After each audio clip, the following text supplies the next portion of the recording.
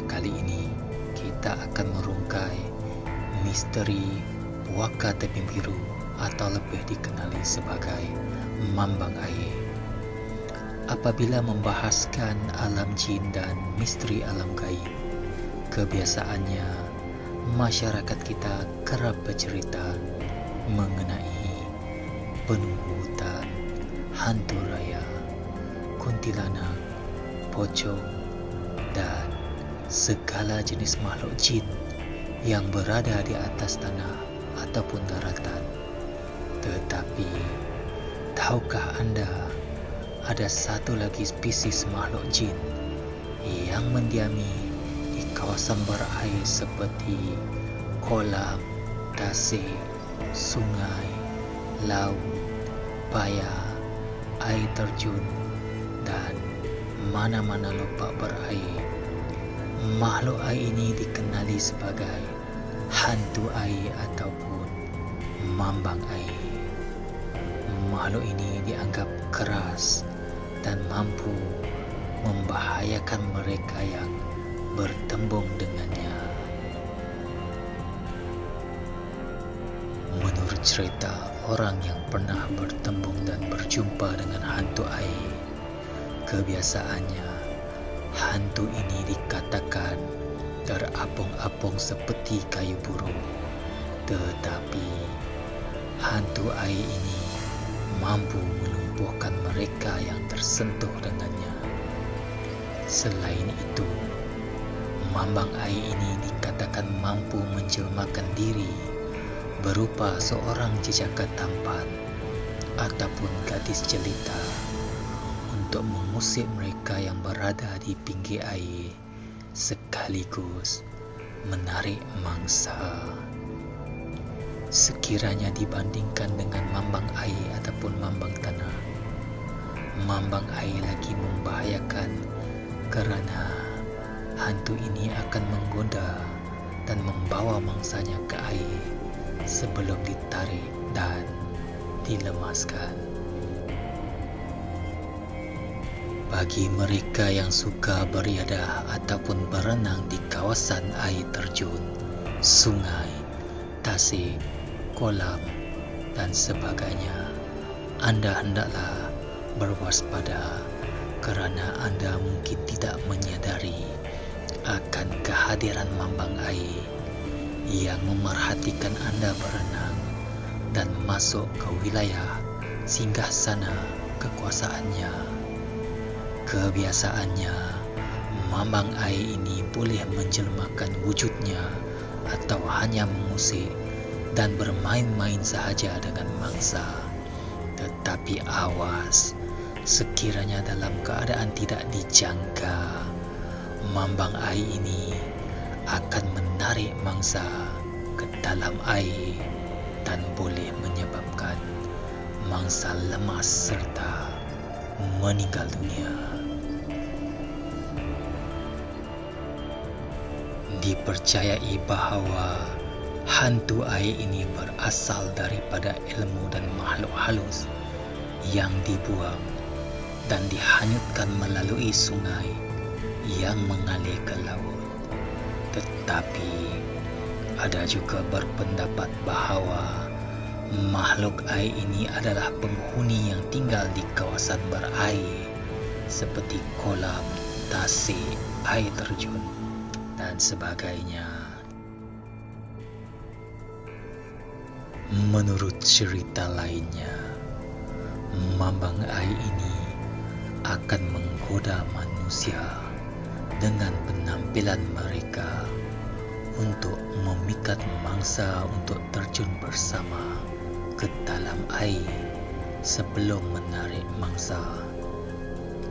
Pernah diceritakan ada pelancong wanita yang terselamat daripada lemas menceritakan detik kejadian di mana dia dilambai oleh jejaka tampan dan terus berenang untuk mendekatinya. Tetapi tidak diketahui bahawa jejaka tampan yang melambai tersebut adalah penunggu laut ataupun mambang air. Jejaka tersebut dikatakan melambai-lambai ke arah mangsa untuk terjun ke tebing dan berenang ke air yang biru sebelum menariknya. Berbeza pula sekiranya mangsa tersebut adalah seorang lelaki, maka mambang air itu akan menjelmakan wujudnya sebagai seorang gadis yang cantik untuk memikat mangsa. Ada cerita lainnya yang pernah didengar dari mulut ke mulut bahawa mambang air ini suka bermain di kawasan air pada waktu maghrib ataupun senja sehingga malam. Disebabkan itu, kita dinasihatkan supaya tidak leka bermain atau berenang di laut, sungai, kolam, tasik, air terjun dan mana-mana lupa apabila hari sudah senja, kerana mungkin mambang air ini turut bersama-sama kita tanpa kita sedari.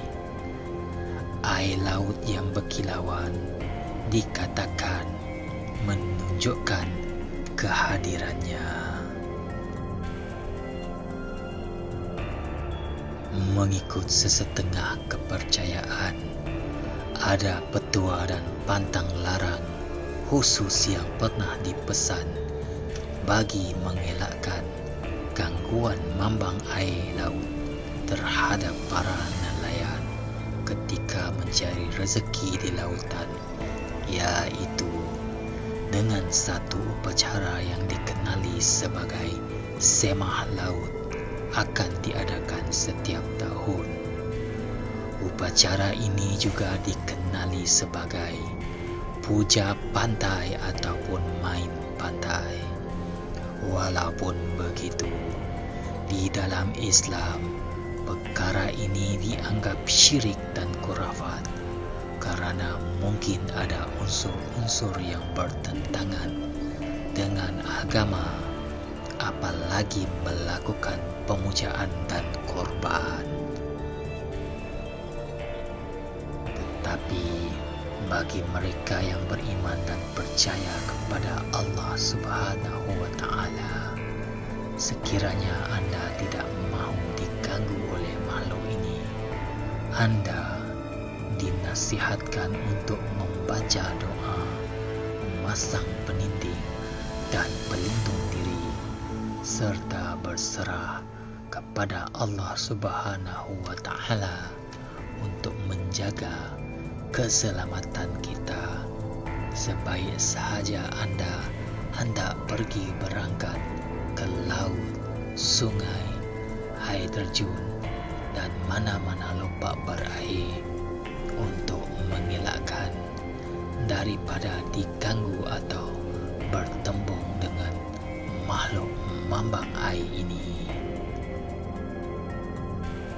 Ini kerana dengan berserah diri kepada Allah Subhanahu wa Ta'ala bererti kita meminta perlindungan secara terus daripadanya yang Maha Berkuasa untuk menjaga keselamatan kita daripada perkara gaib yang berada di langit dan di bumi.